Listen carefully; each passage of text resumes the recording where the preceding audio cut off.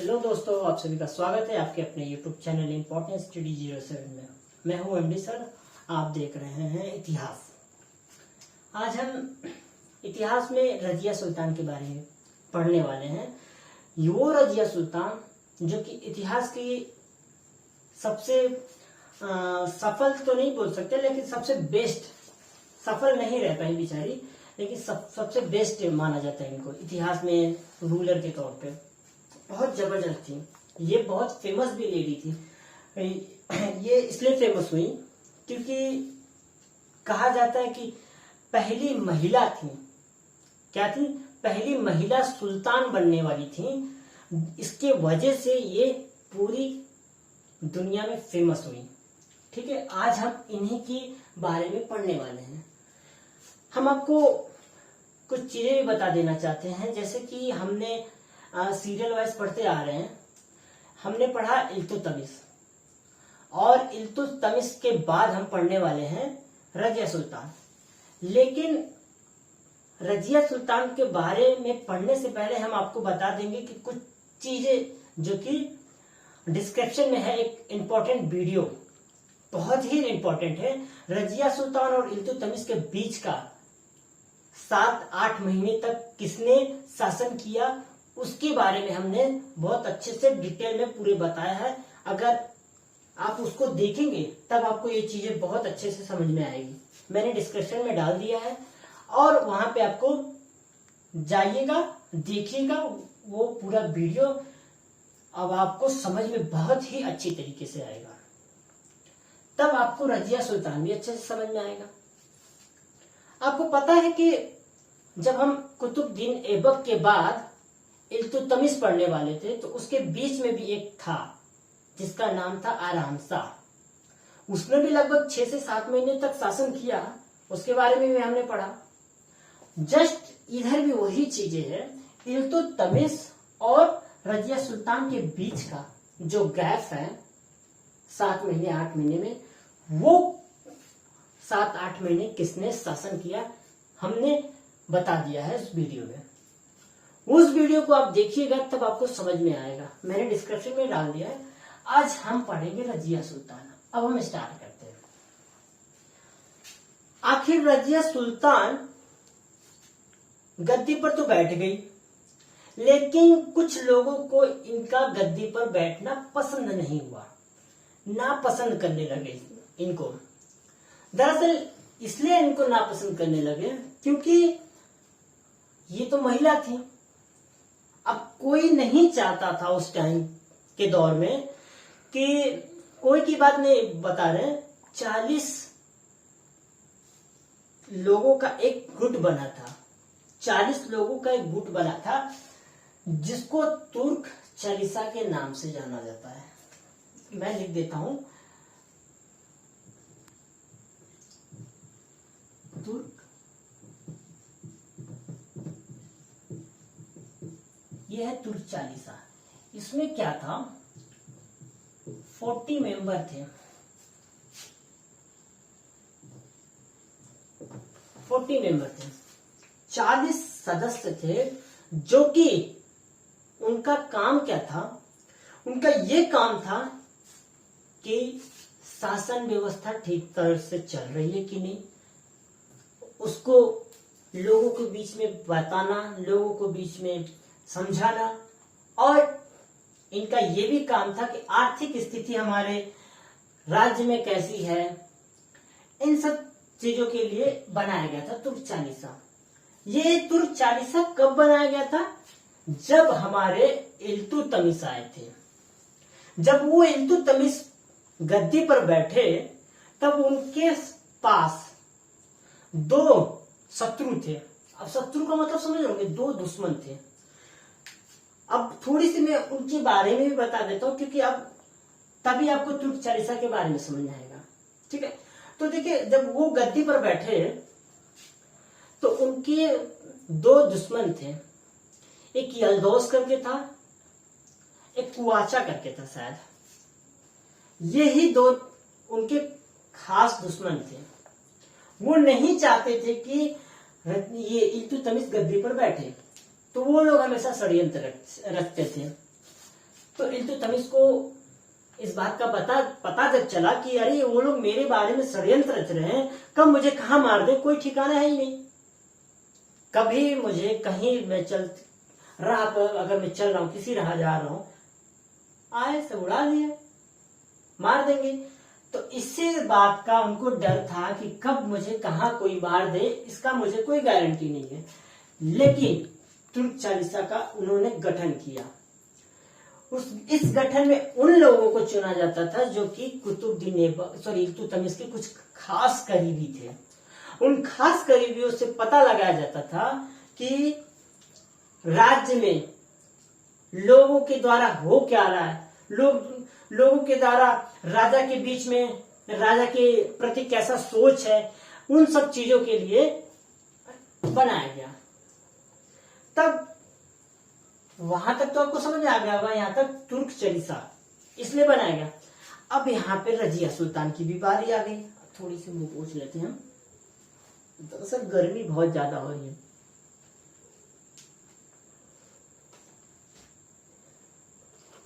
ठीक है, तो मैं बता रहा था कि रजिया सुल्तान की भी सब पास समस्या आई। समस्या ये आई कि भाई तुर्क चालीसा नहीं चाहते थे कि रजिया सुल्तान गद्दी पर बैठे, क्योंकि ये चाहते थे कि दूसरा आदमी बन जाए। आदमी रहेगा चलेगा, लेकिन कोई महिला हम लोग के ऊपर शासन नहीं कर सकती है। इस बात का इन तुर्क चालीसाओं को थोड़ा सा अच्छा नहीं लगता था। वो चाहते थे, क्या चाहते थे कि महिला हमारे ऊपर शासन करेगी। महिला, अरे ये कैसे हो सकता है।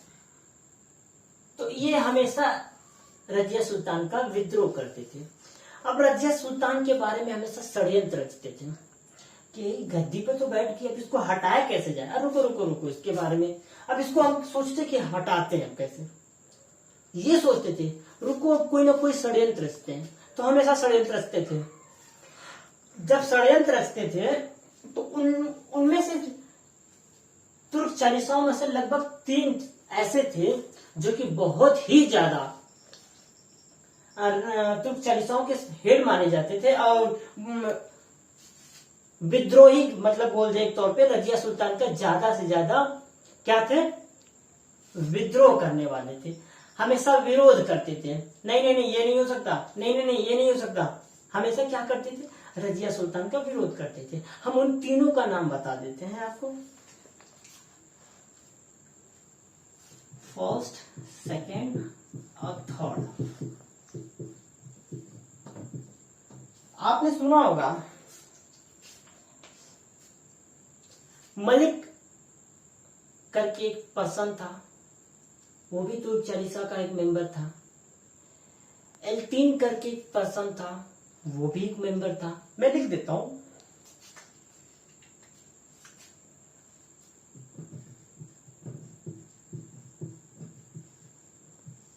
मलिक एतगीन क्या था,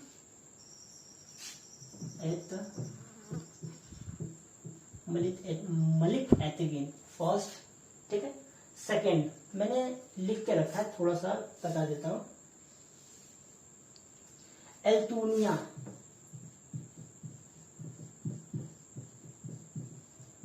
एक था एल्तूनिया। ठीक है, और तीसरा था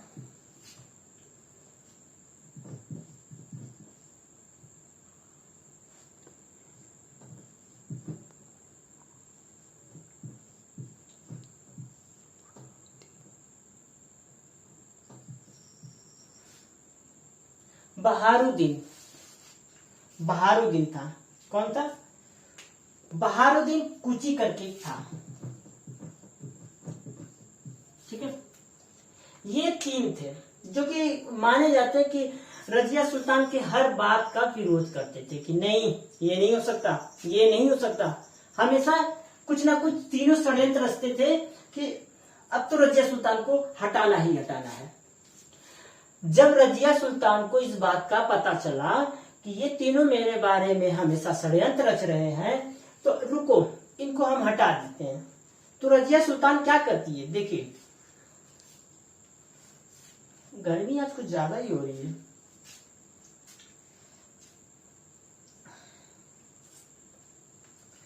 देखिए, रजिया सुल्तान सबका ट्रांसफर कर देती है, सबको एक ऐसी जगह पे भेज देती है जहां पे बहुत मुश्किल हो जाता था। तो इसमें से सबसे खतरनाक, जैसे खतरनाक बोल सकते हैं, भटिंडा। क्या था? हाँ, एक था भटिंडा। भटिंडा के शासक इनको बना दिया गया, एल्तुनिया। अब ध्यान से सुनिएगा, समझिएगा। जब रजिया सुल्तान ने इन सबका ट्रांसफर कर दिया, तबादला इसलिए किया क्योंकि वो रजिया सुल्तान जान गई थी कि ये सब हमारे खिलाफ, सॉरी मेरे खिलाफ एक षड्यंत्र रच रहे हैं, मुझे कभी भी मार सकते हैं। रुको, इन लोग का तबादला ही कर देती हूँ, हटा देती हूँ। हो गया, भटिंडा चले गए, एल्तुनिया। तो हुआ क्या भाई, आपको पता है कि एक आदमी होता है, अगर किसी महिला की बात क्या छोड़े, अब मैं आपको बता देता हूँ कि लखनऊ में एक कांड हुआ था। एक महिला थी जिसने एक मुसलमान पे रोड के बीचों बीच थप्पड़ लगाया था। कितना? लगभग 40-45 थप्पड़ धड़ाधड़ जड़ते गई। रीजन क्या था? वो लड़का जो था, जो ड्राइवर था, वो अचानक से जेब्रा क्रॉसिंग के पास ब्रेक लगाया। और वो लड़की, हालांकि वो क्या बोलते हैं, जेब्रा क्रॉसिंग का सिग्नल नहीं मिला था, आने जाने का होता है ना सिग्नल, वो नहीं मिला था। लड़की फिर भी चली आई थी। अब उससे जब वो चली आई तो लड़का ने क्या किया, ब्रेक मारा। जब वो ब्रेक मारा तो वो लड़ी नहीं लड़की, लेकिन लड़की को लगा कि अगर मैं लड़ जाती, वो उसने पहले सोच लिया कि लड़की ने सोच लिया कि अगर मुझे लग जाता तो मैं मर जाती। तो वो अब क्या की, उस लड़के को गाड़ी से निकाले, धड़ाधड़ पीटने लगी। गलती भी नहीं था उसका, अब उसने ठोका भी नहीं था। ठोक देता तो पता नहीं, वो ठोक भी नहीं पाती लड़की भी।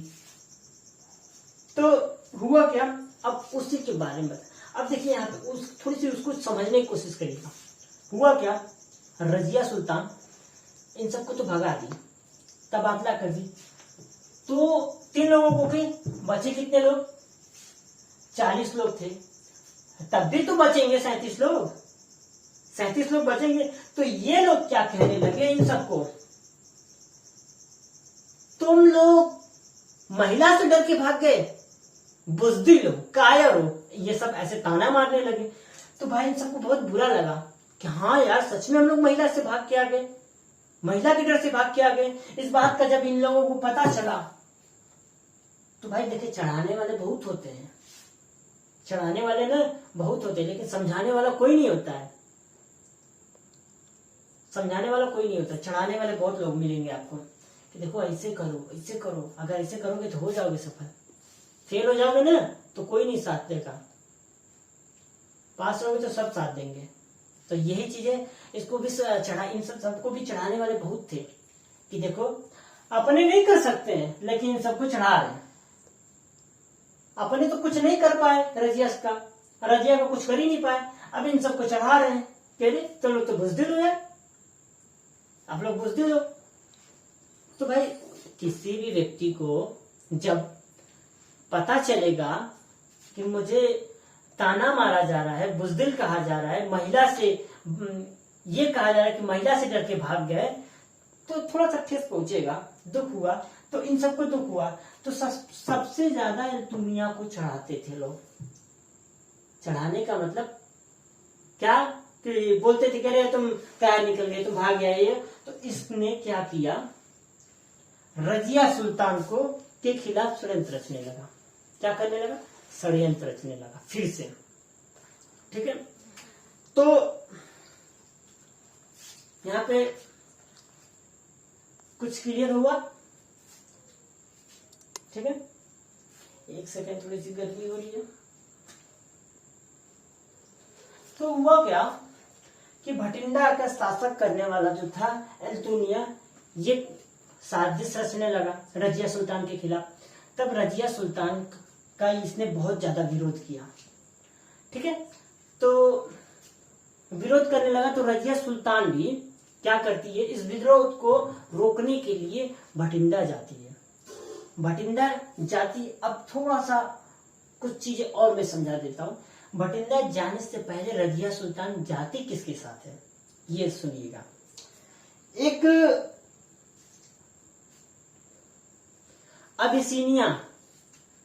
अबिसीनिया का शख्स रहता है। अबिसीनिया का शख्स का मतलब होता है, अबिसीनिया एक राज्य बोल सकते हैं अफ्रीका का। क्या बोल सकते हैं, अफ्रीका का एक राज्य बोल सकते हैं अबिसीनिया, ठीक है। वहां का पर्सन था, एक व्यक्ति था, और वो उस व्यक्ति का नाम था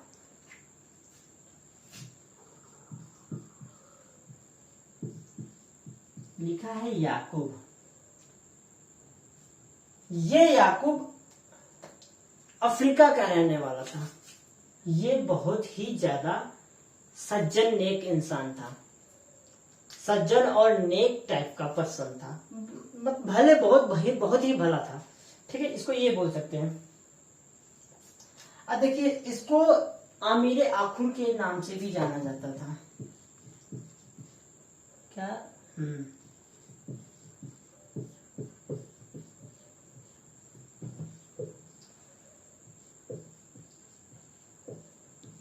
ठीक है। आमिर आखुर एक पद था जो कि घोड़सवार करने वाला, घोड़ों का बोल सकते हैं, घोड़सवार एक तौर पे घोड़सवार, एक इसको नाम दिया गया आमिर आखुर। ये बंदा के बारे में हम आपको बता देते हैं कि रजिया सुल्तान का और इसके साथ क्या संबंध था। देखिए, रजिया सुल्तान जब भी अपने दरबार में आती थी तो वो ऐसा नहीं लगता था कि वो लड़की है, क्योंकि वो जिस हिजाब में आती थी, जिस वस्त्र में आती थी, उस वस्त्र को देखकर लोग कहते थे कि वाकई में ये लड़की एक लड़कों की तरह सुल्तान में नजर आ रही है। सुल्तान तो थी ही, लेकिन कहा जाता था कि जबरदस्त इल्तुतमिश की तरह, एकदम इल्तुतमिश की तरह लग रही है रजिया सुल्तान। तो वो क्या क्या पहन के आती थी मैं आपको बता देता हूं।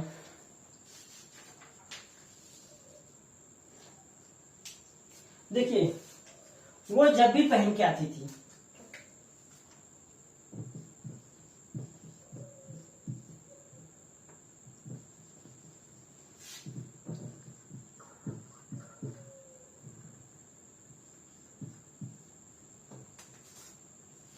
कबा कुल्हा। कबा कुल्हा का मतलब, कबा का मतलब होता है टोपी, और कुल्हा मतलब गाउन टाइप होता था, घघरा जिसको बोलते हैं, घाघरा। वो पहन के आती थी रजिया सुल्तान। जब रजिया सुल्तान इसको पहन के आती थी, टोपी उपी, गोल सा टोपी लगा के, तो लोग कहते थे कि सुल्तान इल्तुतमिश आ गए, इसको कहा जाता था। तो इसका ये तरीका था कपड़े पहन के आने का।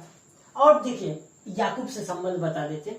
या जब रजिया सुल्तान कपड़ा पहन के आती थी, ये सब जब घोड़सवार पे जाती थी तो उसको दिक्कत होता था। सबका एक स्टाइल होता है, गाड़ी पे बैठने का, बस पे बैठने का, साइकिल पे बैठने का, 2 व्हीलर पे, 4 व्हीलर पे, कहीं पर भी बैठने का सबका स्टाइल होता है। अभी आज के डेट में देखो 2 व्हीलर कैसे चलाते हैं लोग, ऐसे सिंगल बेड कैसे चलाते हैं, मतलब कि पैर एक तरफ इधर नहीं करते हैं, अब दोनों एक ही तरफ कर लेते हैं, गियर की तरफ, अब उसको चलाते हैं, वो अलग स्टाइल हो गया। अब साइकिल भी चलाने का अलग ही स्टाइल है, अब उठा के चलाते हैं आगे से, अब वो अलग स्टाइल। तो सबका अपना अपना स्टाइल होता था। तो उस टाइम की बातें बताते थे कि जो रजिया सुल्तान थी उसको बैठने में दिक्कत होता था घोड़ों पे। जब उसको बैठने में दिक्कत होता था घोड़ों पे, तो वो उसका याकूब था, ये हेल्प करता था, थोड़ा सा फोर्स करता था, थोड़ा सा मदद करता था। जब मदद करता था तो वो घोड़ों पे बैठ जाती थी। ये काफी दिन तक चलता रहा। जब तुर्क चालीसा ने देखा इस चीज को, शक्ति टाइप के इंसान, जब तुर्क चालीसा ने देखा कि याकूब रजिया सुल्तान को खुद से बिठा रहा है, खुद से उतार रहा है, तो इन लोगों ने गलत सोचने लगा, गलत सोचने लगे। इन लोग सोचने लगे कि ये रजिया सुल्तान का प्रेमी हो सकता है, आशिक हो सकता है। ये लोग ऐसे ऐसे विचार के लोग थे उस टाइम, सोचने लगे। हालांकि रजिया सुल्तान और इल्तुतमिश इसके बीच, याकूब के बीच कोई संबंध ऐसा नहीं था।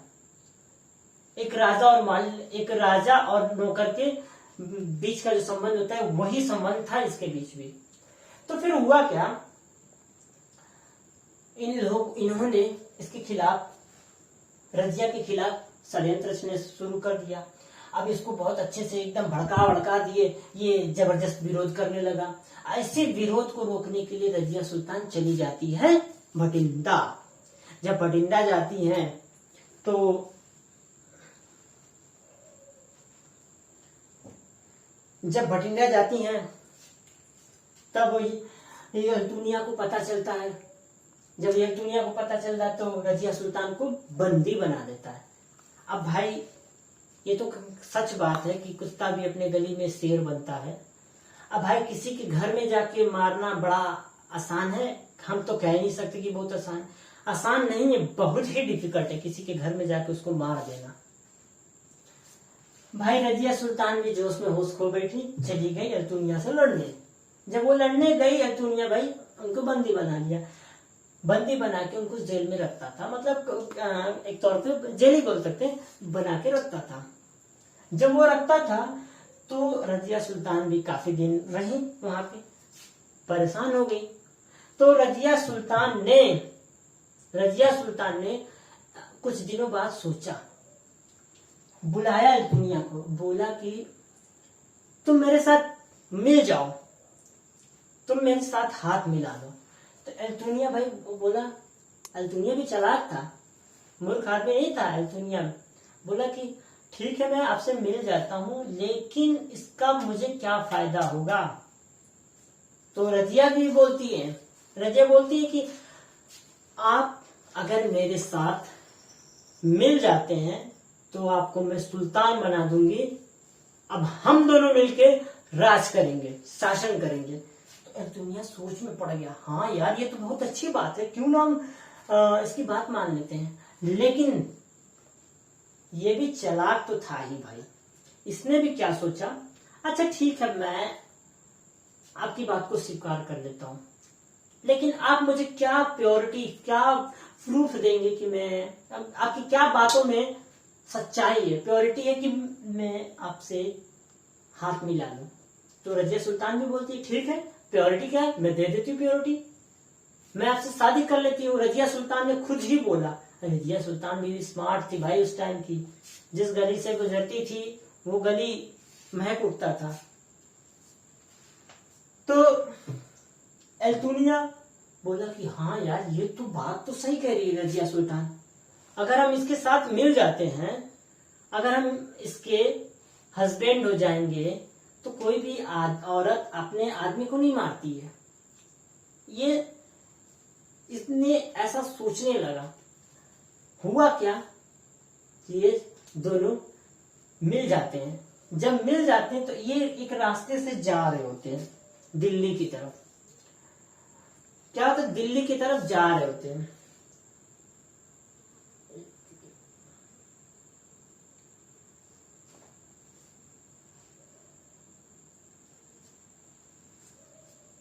ठीक है, जब ये दिल्ली की तरफ जा रहे होते हैं तो रास्ता सुनसान, कहीं सुनसान पड़ा तो कहीं जंगल पड़ा। दूर जा रहे थे ना, दूर से दिल्ली की तरफ जा रहे थे तो कहीं सुनसान पड़ा तो कहीं जंगल पड़ा, वीरानी जगह, ऐसी ऐसी जगह पड़ने लगी। जब ऐसी ऐसी जगह पड़ी तो हुआ क्या, एक और जगह आया जिसका नाम था, क्या नाम था, ग्वालियर। रात हो गई। जब रात हो गई तो अल्तुनिया और रजिया सुल्तान एक जगह रुक गए। सब लोग रुक गए। तो अल्तुनिया टापू एरिया था, डाकुओं का एरिया था। तो डाकुओं ने क्या किया, देखिएगा डाकुओं ने क्या किया, अल्तुनिया को पकड़ लिया, बंदी बना लिया, रजिया को भी बंदी बना लिया और उन दोनों ने को क्या किया, ग्वालियर के डाकुओं ने मार दिया रजिया सुल्तान को। लो भाई, इनकी कहानी तो खत्म हो गई, रजिया सुल्तान की खत्म नहीं, रजिया सुल्तान मर जाती हैं। अब मरने के बाद अब उनके बाद गद्दी को अब कौन संभालेगा? जब दिल्ली में बात का पता चला कि रजिया सुल्तान तो एक्सपायर कर गई, उनको डाकुओं ने मार दिया।